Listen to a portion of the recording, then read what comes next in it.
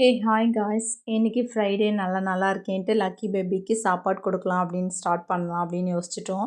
So first நாங்கள் try பண்ணது என்னென்னா கேரட் தான். இப்போ சீசன் இல்லையா என்னன்னு தெரியல, ரொம்ப குட்டி குட்டியாக இருக்குது. ஸோ 3 கேரட் கட் பண்ணோம். பட் லக்கிக்காக இல்லைங்க, சின்ட்டு ரொம்ப கேரட்னால் நிறையா சாப்பிடுவான். ஸோ அதனால் அவனுக்கும் சேர்த்து கட் பண்ணோம். கொஞ்சமாக மட்டும் பாப்பாக்குன்னு யூஸ் பண்ணிக்கிட்டோம். ஒரு 1½ கேரட் வந்து பாப்பாவுக்கு நல்லா பாயில் பண்ணி எடுத்துக்கிட்டு அதை மிக்சியில் போட்டு கிரைண்ட் பண்ணி, இப்போ பாப்பாவுக்குன்னு தனியாக வாங்கினது. ஸோ அவங்களுக்காக அதை யூஸ் பண்ணலாம் அப்படின்னு சொல்லிட்டு மிக்சியில் போட்டு கிரைண்ட் பண்ணிவிட்டு அது கூட கொஞ்சம் பிரஸ்ட் மில்க்கும் சேர்த்து மிக்ஸ் பண்ணி கிரைண்ட் பண்ணிக்கிட்டோம். கிரைண்ட் பண்ணதை பாப்பா லக்கி பேபி எப்படி சாப்பிடுவாங்கன்னு தான் தெரியல. பிகாஸ் நான் சின்ட்டுக்கு அந்தளவுக்கு எதுவுமே ஊட்டலை. பிகாஸ் அம்மா தான் எல்லாமே டேக் கேர் பண்ணிக்கிட்டாங்க. ஸோ லக்கிக்கு அந்த மாதிரி இல்லாமல் எல்லாமே நானே செய்யணும் அப்படின்னு சொல்லிட்டு ஆசைப்பட்டு நானாக செஞ்சு அவங்கக்கிட்ட எடுத்து போய் கொடுத்தேன்.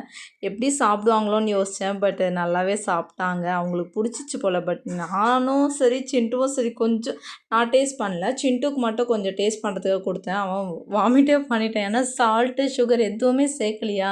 ஸோ சாப்பிடவே முடியல. பட் லக்கி மட்டும் எப்படியோ சாப்பிட்றாங்க. அவங்களுக்கு வந்து ஒரு ஹேட்ஸ்அப் பண்ணணும். குழந்தைங்கன்னா இப்படி தான் சாப்பிடுவாங்களான்னு தெரியல.